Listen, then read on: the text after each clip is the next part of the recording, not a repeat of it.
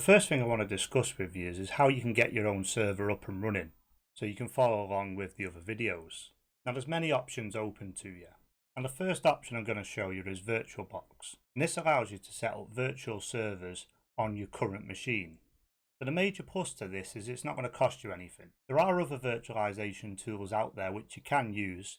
I'm going to be showing you VirtualBox because it's cross-platform, so it works on Windows, Linux and Mac, so I only need to teach you one system. So that allows you to create a VM, install a server software, and then interact with the server, and then you can destroy it whenever you want. That gives you great flexibility on testing things out before you commit to buying anything.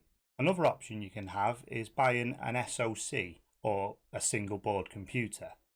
So the most popular one is the Raspberry Pi, and you can pick up the bottom model of this for around $35. So it's an extremely cheap option, and then you can just run that on your home network. And in essence, these single board computers are a full computer, albeit slightly less powerful, but most of the time they have enough power to do everything that we'd need and more. That's certainly a viable option to look into. Another option would be looking at the second-hand market on websites like eBay. Now, there's a lot of old corporate hardware on sale on eBay and the likes, and it is really cheap.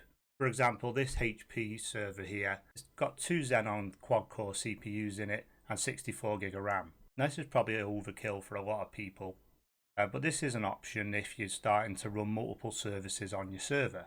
The final option I'm going to show you is cloud platforms. So DigitalOcean is my cloud platform of choice.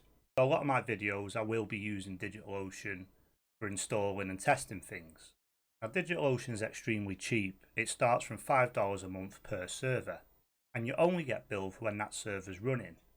So the beauty of this is you can spin up a server, and you can spin up a really powerful server, and you only be billed per hour that you actually use that server. So if you just wanted to try something out, you can spin a server up, install whatever you're doing, give it a test, and then delete the server, and you only pay for the time that you actually used it. And then finally, obviously, we need an operating system to install on our server. No matter which option you actually end up going for, we obviously need an operating system to interact with. And for the majority of the videos, I'm going to be using Ubuntu, and that is completely free. And if you head over to the Ubuntu website and come over to download and click on Ubuntu server, you then have the option to download the Ubuntu server. Now at the time of the recording, the LTS is 1804, and the LTS stands for long-term support.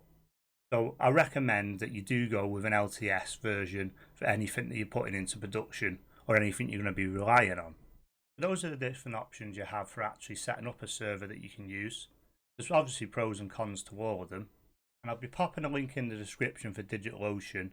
And this is an affiliate link, and this gives me a little kickback, but it also gives you some free credit. You can actually try out DigitalOcean for a couple of months and it not cost you anything. So over the course of the coming weeks, I will be showing you each of these options and then how to set it up and how to get going.